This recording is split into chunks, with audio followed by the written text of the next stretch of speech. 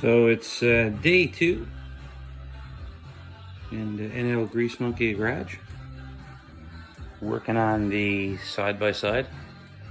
Again, seems like a story of my life.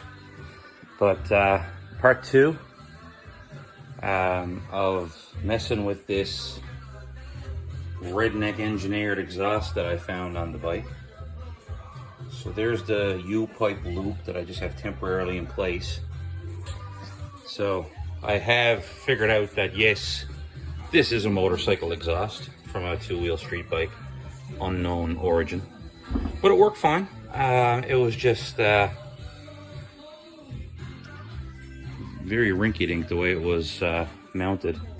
So just for argument's sake, here's the mounting bracket that one of the previous owners had #fabricated. Interesting note, this is stainless steel, not magnetic, and they attempted to weld it with what I'm guessing was a regular welder, and you can see the results there. Amazing, it's stuck together actually. Bubble gum would have probably done just as good. So anyway, this was here, quote, holding the exhaust in place, and partially welded to the frame, which I have cleaned up, obviously. And just for comparison purposes, there's what I took off. Here's the one that I'm in the process of making. This isn't finished yet, but you can see I'm already off to a much better start than the previous. So this will go here. No welding to the frame, bolted in place. And the exhaust, I adjusted this with the ball peen hammer. You can see this kink right here. What this did was close the angle of this so it'll line up better with that bracket. I mean, I could have cut this and welded it, but I mean, really, it's underneath the bike. Nobody's going to see it. As such, I guess nobody was going to see that popcorn bubblegum weld either. But anyway, I've decided that that's fine. Here's the heat shield. So you can remember that really bad cut that I showed in the previous video. I did clean that up somewhat. It had an edge sticking up here that somebody could cut themselves on. But I've decided that it's going to go this way, and that will cover up that ugly spot. I also said that I can't weld aluminum. I'm not set up for it. But I cut that bad piece out. I was going to use a washer.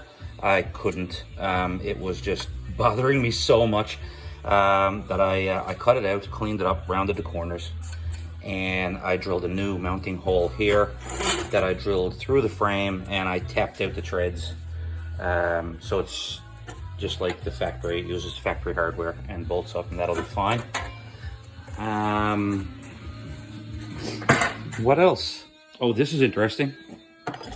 Speaking of redneck, this is what they had used for a 2-inch exhaust clamp. I have no idea what this is.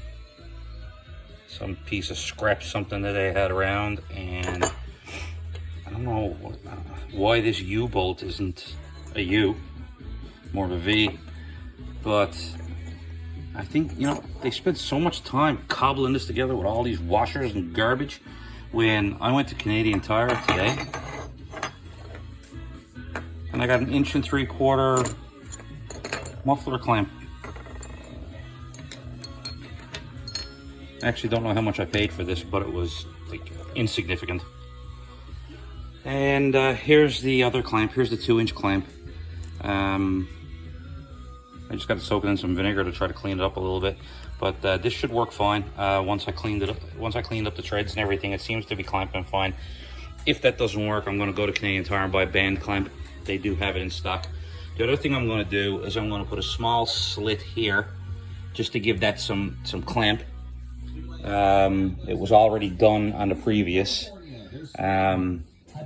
The slits are much too wide, but it is what it is. The other thing I have, and I don't know if this stuff works, but exhaust bandage. I bought it. I'm going to wrap it around those two joins.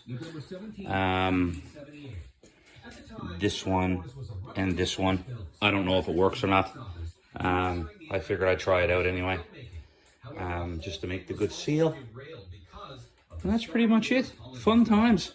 I'll come back with video number 3, and I'll just show you the final put together of the exhaust, and before I put the bed back on, and just show you what I have done with it. And hopefully she'll be quiet and won't backfire. We'll see. All right, cheers. Have a good one.